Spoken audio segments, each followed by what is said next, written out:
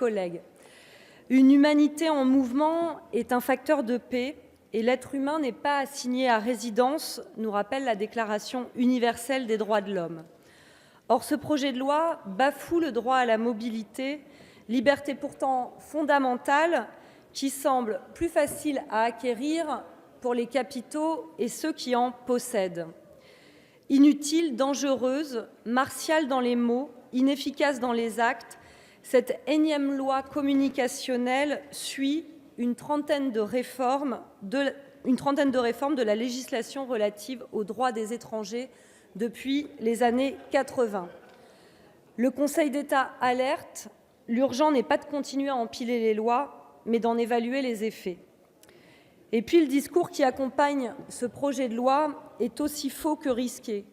Il pilonne, martèle l'idée que l'étranger est une menace pour l'avenir du pays, pour la cohésion sociale, faisant ainsi des migrants les boucs émissaires faciles face au mécontentement et à la colère des peuples envers les politiques d'austérité.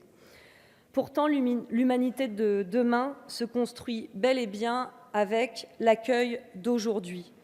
Mais au lieu de mettre en œuvre une politique respectueuse des libertés et droits fondamentaux, ce projet de loi concourt au contraire à céder à la logique de la peur. Ça se voit d'ailleurs dans le champ lexical qui est utilisé par Monsieur le ministre Collomb, mais aussi hier soir par le président Macron, je cite, « submersion migratoire, invasion ». Il y a même eu démographie africaine comparée à une véritable bombe. Alors, plutôt que de combattre la peur, vous préférez l'accompagner. Je dirais que malheureusement, à ce jeu-là, les citoyens finissent parfois par préférer l'original à la copie. Vous préférez également répéter, quitte à tronquer, qu'on ne peut accueillir toute la misère du monde, alors même qu'en réalité, la réalité, c'est que la France ne prend même pas sa part à cet accueil.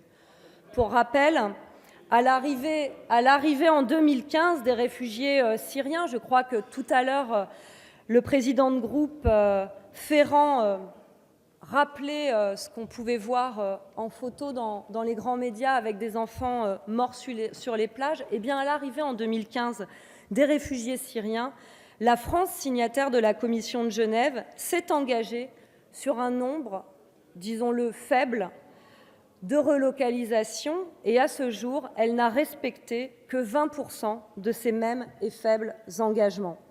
Par ailleurs, ce projet de loi répond aux soubresauts changeants de la politique des sondages. À l'inverse, je crois qu'il est de notre devoir de combattre les fausses informations et de rappeler qu'encore aujourd'hui, migrer tue.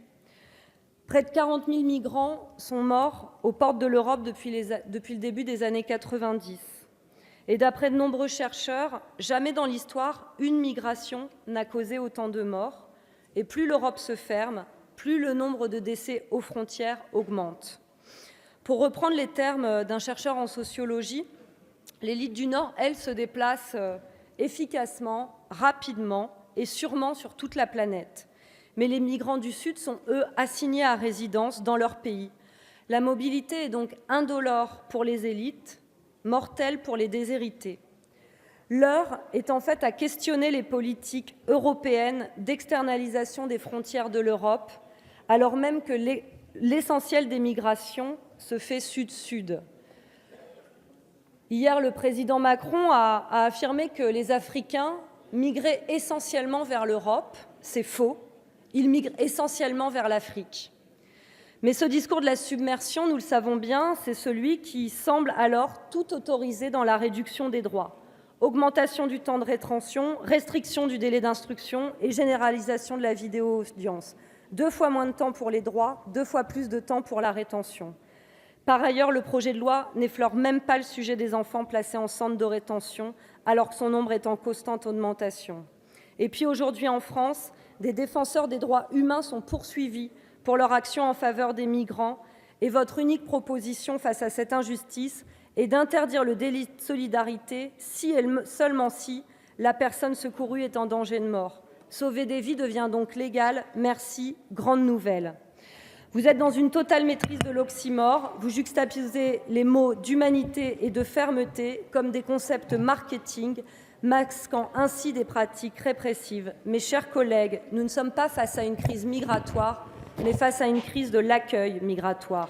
Ce projet de loi est un contresens historique. Pour toutes ces raisons, nous voterons contre ce projet de loi qui affaiblit notre pays des droits de l'homme. Madame la députée, la parole est à monsieur Florent Boudié pour La République En Marche.